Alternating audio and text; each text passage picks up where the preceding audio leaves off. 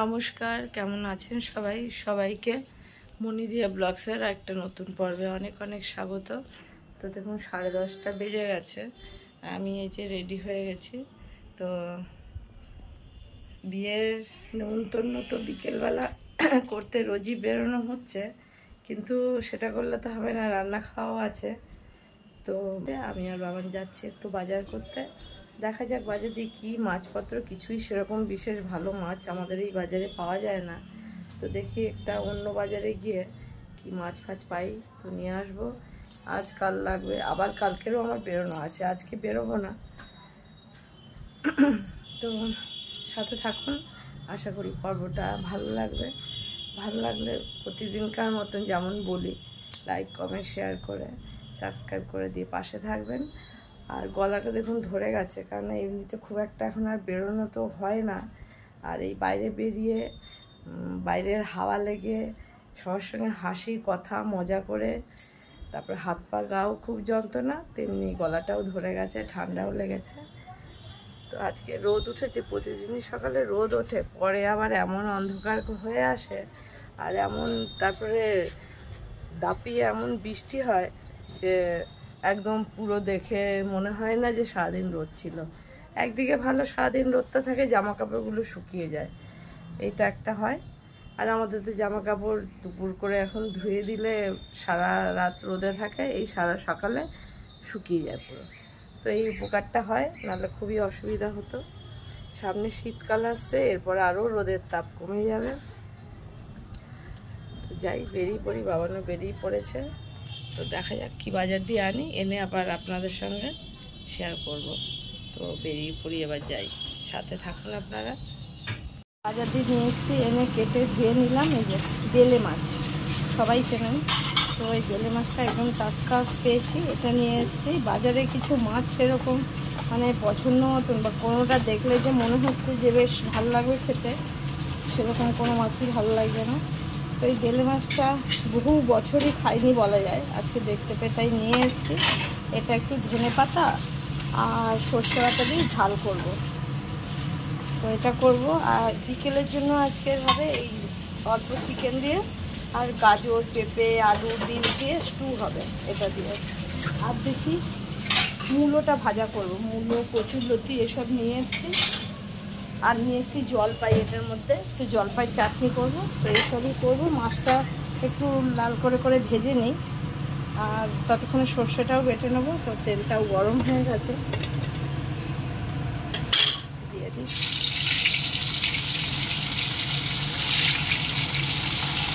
সব মাছগুলোই ভেজে তুলবো আগে।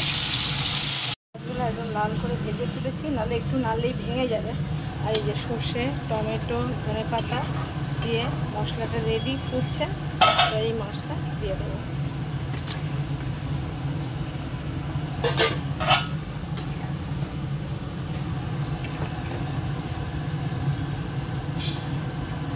মাছটা খেতে বেশ ভালো লাগে। উপর থেকে একটুখানি সর্ষের তেল শুধু দেব, ব্যাস, আর কিছু দেওয়ার নেই। একটু ঢেকে দিয়ে নামিয়ে দেবো। মোটামুটি হয়ে গেল। এই যে কাঁচা লঙ্কা ধনে পাতা আর কালো জিরে, এটা দিয়ে একটু মূলোটা ভাজা করছি। ভাত হয়ে গেছে এই যে মাছের ঝালটা, এই যে জলপাইয়ের চাটনি, তো হয়ে গেছে আজকের মতোই রান্না বান্না।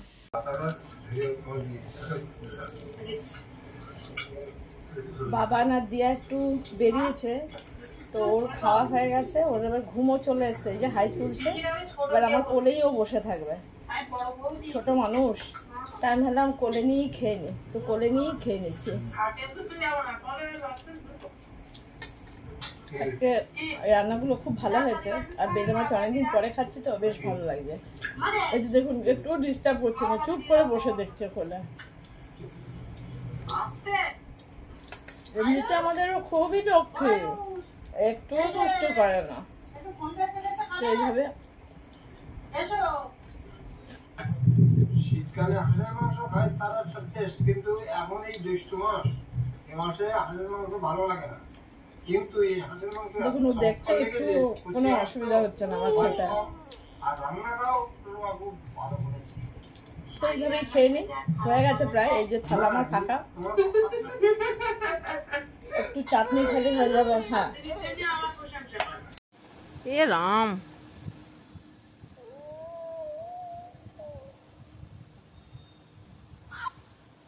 মুখ দিয়ে লোল পড়ে তোর, এত হ্যান্ডসাম সেজে মুখ দিয়ে লোল পড়ে। এই কি মুখ দিয়ে লোল পড়ছিস কেন তোর?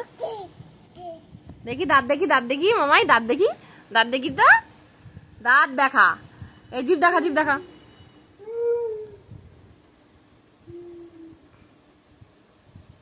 জুতোটা পরে নাও, পায়ে পড়ো।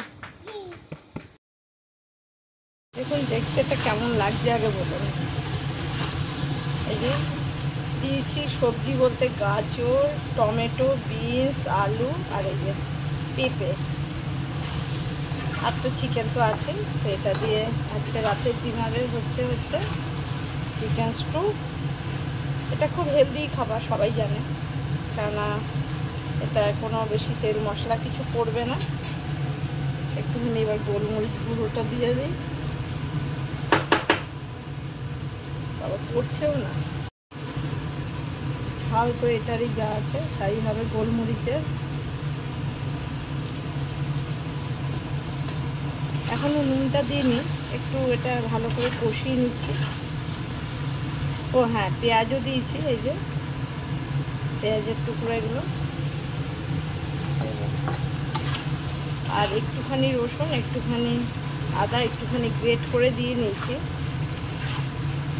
এটা একটু ভালো করে কষিয়ে নিই। এটা খুব ভালো করেই কষানো হয়ে গেছে একদম। এই যে দেখুন চিকেনের কালার দেখুন একদম লাল হয়ে গেছে ভেজে, এই যে প্রত্যেকটা চিকেনেরই। আর সবজিগুলোও অনেকটা নরম হয়ে গেছে। এবার নুনটা দিয়ে দিই, সার লাগবে না এটায়। একটু নামানোর সময় কর্নফ্লাওয়ার গুলে দেবো, না দিলেও হয়, কেননা বাবা অত গাঢ় হলে খেতে চায় না। আর একটু চিনি দেবো। এবার জলটা দিয়ে দিই, জলটা অনেক বেশি দিতে হবে, কেননা পাতলা থাকবে। ওরা তো এখনো আসেনি, দুজনে বেরিয়েছে যে। আর একজন দাদা এসছেন, মানে আমার কর্তারই বন্ধু, ওই যে চাটা বসিয়েছে, উনি লিকার চাই খান, উনি আবার দুধ চা খান না।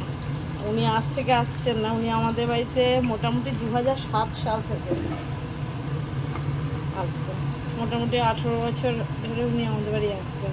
কোনো দিনও উনি খান না দুধ চা, খুব হেলথ কনসিয়াস একদম।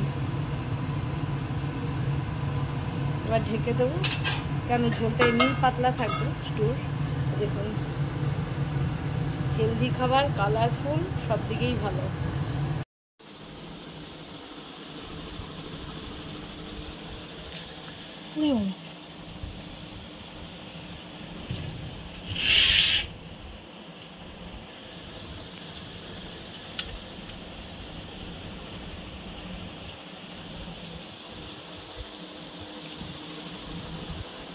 দেখুন আমাদের রবের অবস্থা, একটা তাক পেরিয়ে নয় আর দ্বিতীয় তাকে উঠে ওপর থেকে জিনিস পাচ্ছে। তো কত বুদ্ধি হয়ে গেছে, কত বড় হয়ে গেছে। তো আজকের মতন পর্বটা এখানেই শেষ করব। সবাইকে শুভরাত্রি, দেখা হবে নতুন পর্বে।